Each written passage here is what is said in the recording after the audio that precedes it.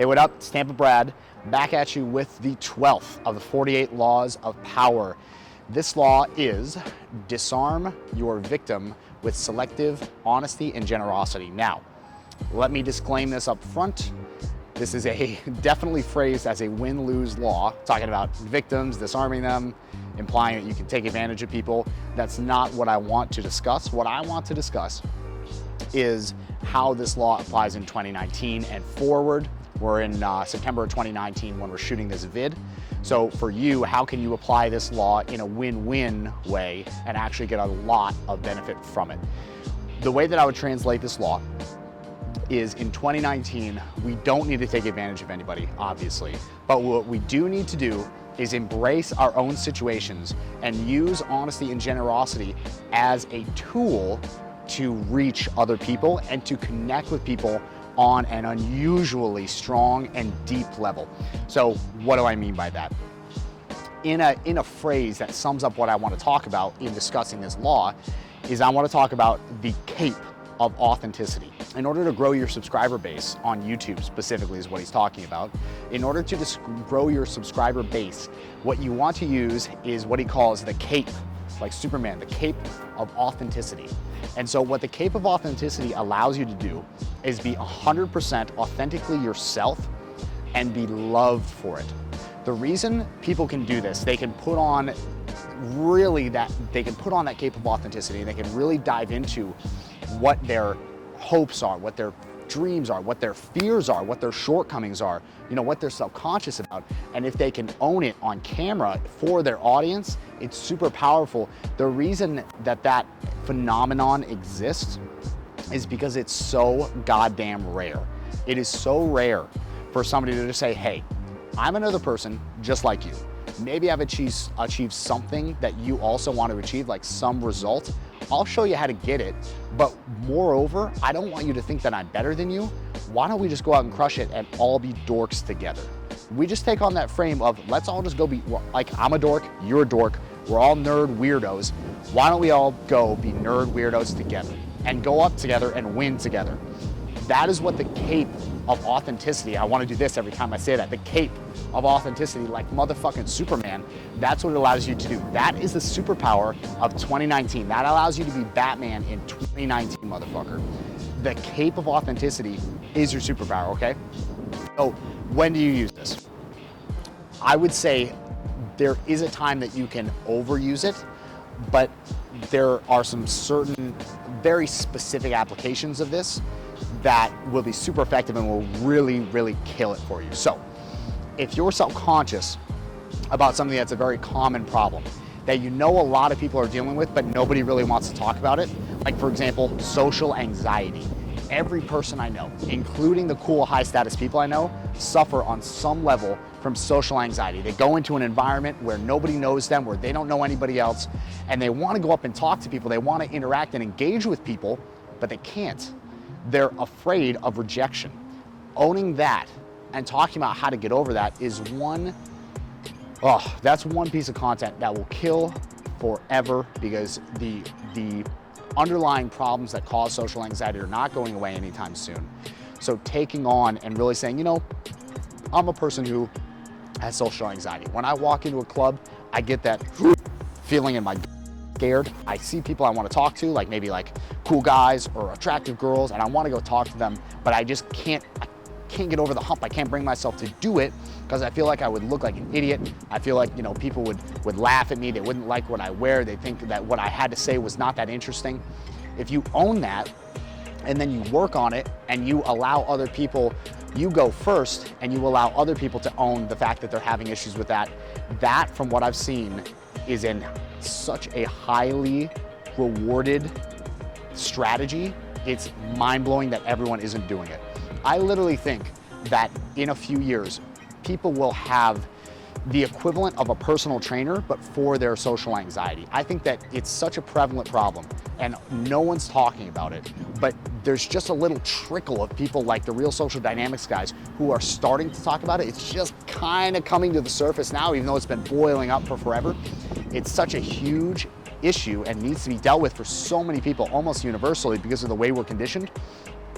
that is literally going to become the new personal trainer. Like all gyms have personal trainers, you know, there's personal trainers make bank because of Instagram and stuff like that.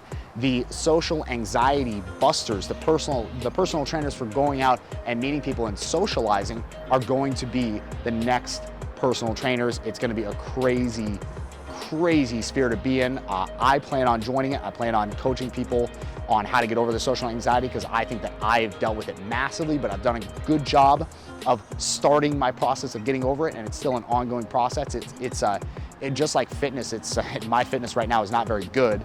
I probably can't see that in the shop, but I'm kind of fat right now. So just like that, it's a process that you have to keep going. You have to always sharpen the saw and keep on it. Back to the issue at hand, the cape of authenticity and using honesty and generosity to bolster your own social power.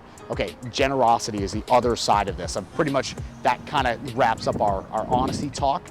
If you have any questions about, you know, how specifically to implement that, or, you know, when should I be honest, when shouldn't I be honest, the general rule would be you don't want to negatively social proof yourself. You don't want to say, hey, I don't have any friends.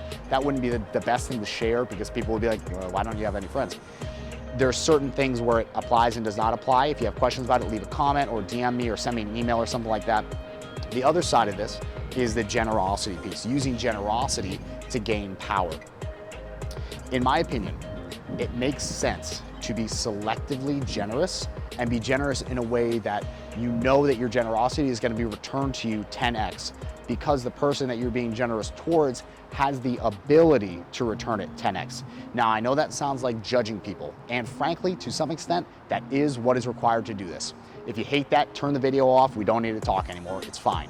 But for those of you who are interested, for you who's still interested and wants to know, okay, Brad, when do I need to be generous? What do I need to do? Listen, if there's someone who has, let's say, I can think of an example off the top of my head.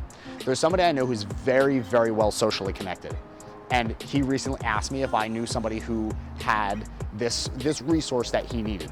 I happen to have that resource, and I have the time to help him use the resource and get what he needs done completed.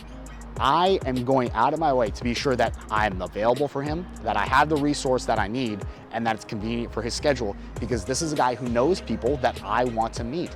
And on top of that, he's just a cool guy. You know, people who want to be in positions where you want to be tend to just be cool people, so you just kind of like him. I honestly also just want to be friends with him, so I want to do something nice as just a gesture of generosity. This is something that's been lost over the years as we've gotten into a more open society, and as we've gone away from the teaching of really wise people, doing favors for people and knowing that that's a leverage piece, that's a way to get ahead in life, that's been lost for some reason. Not a lot of people understand that that's a really, really smart thing to do. It's just tactically, it's just a good tactic. Gary Vee talks about this all the time. The reason he's a 49, 51 kind of guy, he wants to take 49 and give 51, give 1% more, I guess 2% more, bad at math, than he takes, is because he wants to have leverage on everybody in case he ever needs it, but the key is he wants to never use it. So you need to achieve that for your own life. Use this law, use honesty and generosity, especially the generosity piece, when you can. If someone who has something that you want needs something from you or asks, or you have the opportunity to give it to them with no expectation. Don't even worry about it. Let it come of its own accord. Let them just be grateful. Let them just think of their own way. That's the other side of this that's very, very important. You need to allow the other person to come up with their own way to pay you back. If you ask for something, it ruins the magic. It's like mood killed, buzz destroyed, no more fun is ruined.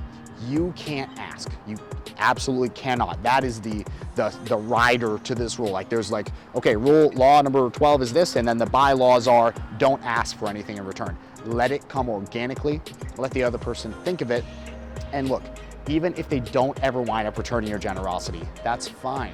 There's this thing called karma, and you're putting it out to the universe, and it'll come back to you in some other way, okay? So that is law number 12, using honesty and generosity to your advantage, allows you to build your social power. So get out there, use honesty and generosity like I just told you, and start building your social power.